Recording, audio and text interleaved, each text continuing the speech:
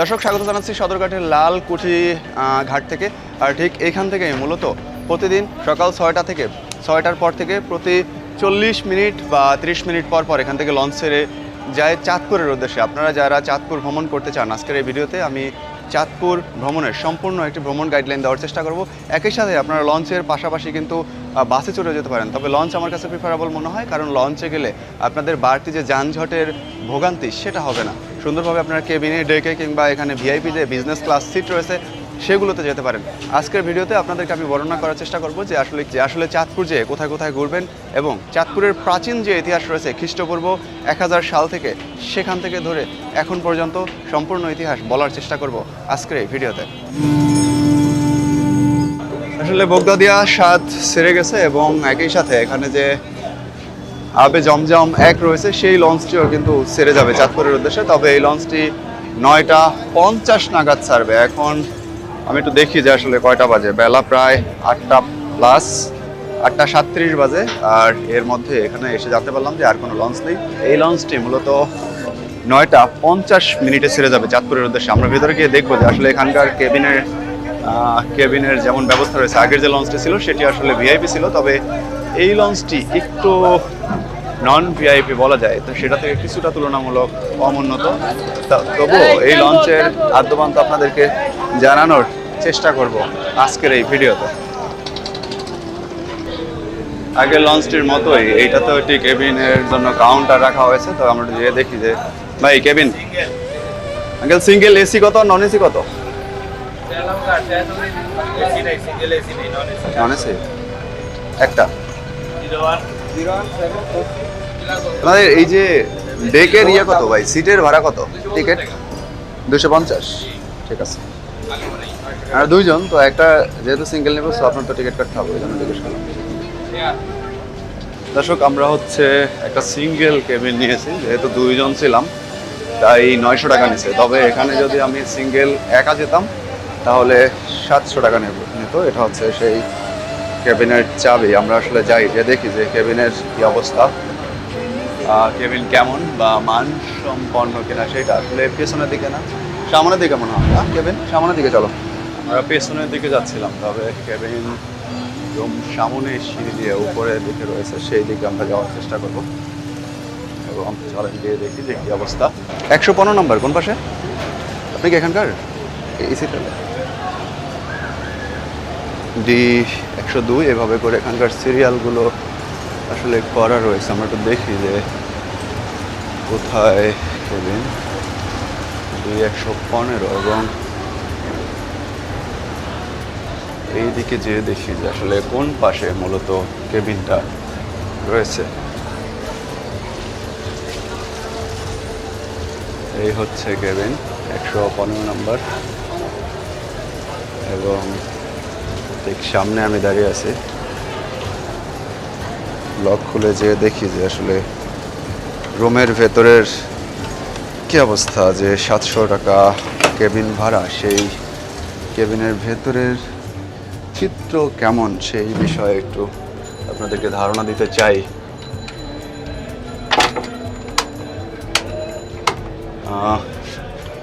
এই হলো কেবিন। তবে এখানে বেডের অবস্থা ভালো নয়, তবে এখানে চার্জ দেওয়ার জন্য একটি চার্জিং পোর্ট রয়েছে। একই সাথে এখানে আপনারা পাবেন এই সাইজের একটি বেড। বিছানার অবস্থা আসলে খুবই বাজে। এখানে যে বিছানা দেওয়া হয়েছে এটাতে আসলে থাকার যোগ্য নয়, তবে আপনি চাইলে নিজে বিছানা নিয়ে আসতে পারেন, সেটি আমাকে মতে বেটার। তবে এখানে এসির প্রয়োজন নেই, আপনারা এই টাইপের রুম নিতে পারেন। আর এখানে সিঙ্গেল কোনো এসি রুম ছিল না, একটা এক বেডের এসি রুম ছিল, সেটা 2000 টাকা। তবে 700 টাকায় আমার কাছে এটা বেটার মনে হয়েছে ওই রুমের তুলনায়। দর্শক, চাঁদপুর যাওয়ার পথে যে দক্ষিণ কেরানীগঞ্জ রয়েছে, এই এলাকায় আসলে আপনারা বিভিন্ন ধরনের কল কারখানা সহ এখানে জাহাজ কিংবা বড় ধরনের যে স্টিল বডিগুলো বানানো হয় সেগুলো দেখতে পারবেন। ঠিক আমার সামনে তেমনই একটি ফ্যাক্টরি দেখতে পাচ্ছেন, যেখানে বিভিন্ন ধরনের ছোট মাঝারি সাইজ থেকে শুরু করে বড় সাইজের জাহাজ এবং স্টিল বডিগুলো এখানে বানানো হয়ে থাকে। এবং ঠিক তার বাম পাশেই দেখতে পাচ্ছেন এখানে আরও একটি শিল্প প্রতিষ্ঠান, এখানে একটি কারখানা গড়ে উঠেছে। আমি ঠিক জানি না যে এটি কোন কোম্পানির, তবে বেশ বৃহৎ আকারে মনে হচ্ছে যে এখানে একটি যে কারখানা গড়ে উঠেছে সেটির সাইজ অথবা ইন্ডাস্ট্রিয়াল কোনো কোম্পানি হবে। এবং এই যে এখানে দেখতে পাচ্ছেন যে স্টিল বডিগুলো তৈরি করা হয়েছে, ঠিক তার পাশেই কিন্তু একটি ঘাট রয়েছে, যে এই ঘাটে নৌকা ফেরানো রয়েছে। আপনারা যখন চাঁদপুরে যাবেন এখান দিয়ে এই লঞ্চ দিয়ে অথবা বরিশাল যাওয়ার পথেও এগুলো পড়বে।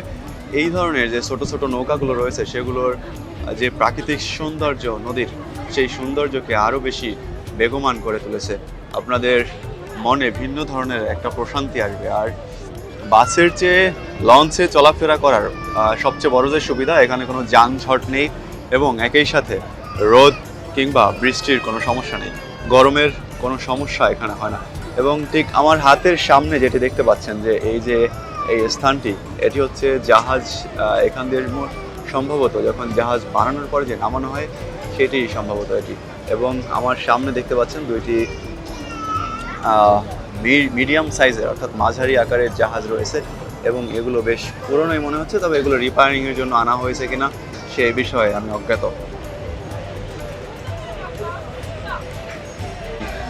দর্শক, নিচে যে সিটগুলো রয়েছে সেগুলোর ভাড়া কিন্তু 250 টাকা করে জানানো হয়েছে এবং একই সাথে কেবিন 700 এবং 1500 সম্ভবত বলেছিলেন, এই ধরনের একটা দামের মধ্যে হবে। এবং এই লঞ্চটির ঠিক পেছনের দিকে খাবারের জন্য দুইটা দোকান আছে এবং এখানে দেখছেন যে আসলে ঝালমুড়ি বিক্রি হচ্ছে। ঠিক আমার সামনে এটি চা এবং নাস্তার জন্য একটি দোকান যেমন রয়েছে।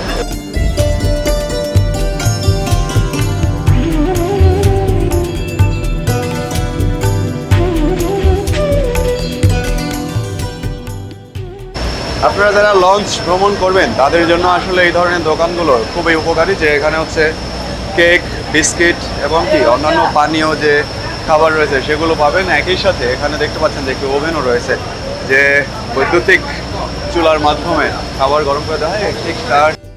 এবং দর্শক, ঠিক এখানে যে ইঞ্জিন রুমটি রয়েছে তার পাশেই কিন্তু এখানে রয়েছে আরো দুইটা না তিনটা, এখানে দুইটা কেবিন। এখানে দুইটি স্টাফদের জন্য কেবিন রয়েছে।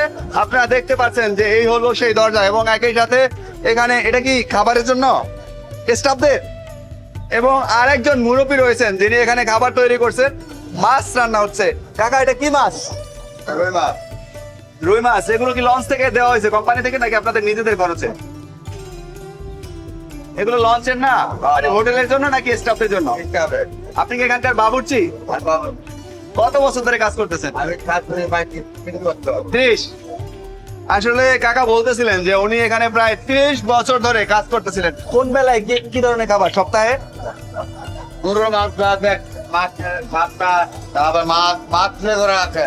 তারপরে সপ্তাহে গরুর মাংস কতদিন দেওয়া হয়?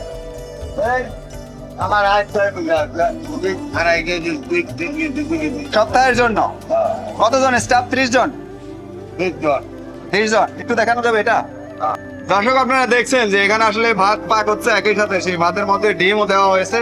এবং এখানে যে রান্নাঘর রয়েছে এই হলো সেই রান্নাঘরের চিত্র, যেখানে বিভিন্ন ধরনের রান্নার জন্য যে সামগ্রী রয়েছে সেগুলো সাজিয়ে রাখা হয়েছে। আপনারা আমার ক্যামেরার সামনে দেখতে পাচ্ছেন। এবং এখানে একটি চুলো রয়েছে গ্যাসের, সেই চুলায় রান্না করা হচ্ছে।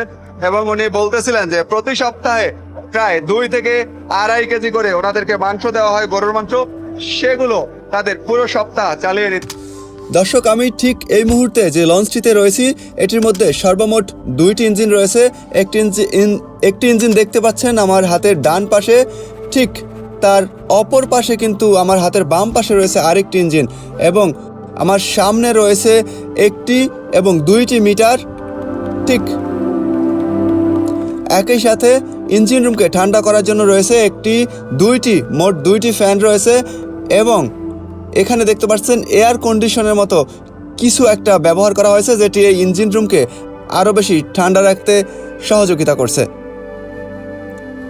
এবং আমার হাতের ঠিক এই সামনটায় দেখতে পাচ্ছেন যে লঞ্চ কতটা স্পিডে চলছে বা ইঞ্জিন রুমের যে ইঞ্জিনগুলো কতটা স্পিডে চলছে সেটি নিয়ন্ত্রণের জন্য একটি মিটার রয়েছে।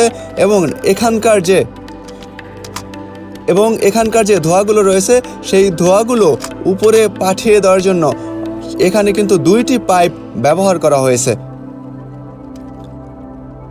এবং একই সাথে দেখছেন যে এই লঞ্চটির নিচের দিকে নামার জন্য কিন্তু একটি সিঁড়ি রয়েছে এবং এখানে দেখতে পাচ্ছেন যে যদি লঞ্চে কোনো ধরনের দুর্ঘটনা ঘটে বা ইঞ্জিন রুমে কোনো ধরনের দুর্ঘটনা ঘটে তাহলে এখানে একটি, দুটি এবং 5টি, মোট 11টির মতো গ্যাস কিন্তু এখানে রাখা হয়েছে, গ্যাসের সিলিন্ডার। এবং যদি এই লঞ্চের ইঞ্জিন নষ্ট হয়ে যায় তাহলে একটি ইঞ্জিন বন্ধ হয়ে গেলে অন্য ইঞ্জিনটি কিন্তু চলমান থাকবে, শুধুমাত্র লঞ্চটি একটু ধীর গতিতে চলবে। দর্শক, আমার ঠিক সামনে যে ইটের ভাটাগুলো দেখতে পাচ্ছেন এটি মূলত হচ্ছে ধর্মগঞ্জের মোড়ে এবং এই সারিতে প্রায় 30টির মতো একাধারে পাশাপাশি ইটের ভাটা রয়েছে এই নদীর পাড়ে। এবং ঠিক সামনে রয়েছে কাঠপট্টি এবং কাঠপট্টি পেরোলেই তার সামনে রয়েছে মুন্সিগঞ্জ, যে মুন্সিগঞ্জের কথা আপনারা বিভিন্ন সময়ে শুনে থাকেন। এবং এই লঞ্চটি যে চাঁদপুরে যাচ্ছে সেটি প্রায় যেতে ঢাকার সদরঘাট থেকে প্রায় 3 ঘন্টার মতো লাগবে। এবং একই সাথে এখানকার একজন স্টাফ বলছিলেন যে এখানে যে লঞ্চগুলো চলে তার প্রায় প্রত্যেকটি লঞ্চেই লোকসানের মধ্যে রয়েছে। এবং এখানে যে লঞ্চে মেশিনগুলো ব্যবহার করা হয়েছে সেই মেশিনের প্রতিটির দাম প্রায় 50 লাখের মতো করে পড়েছে।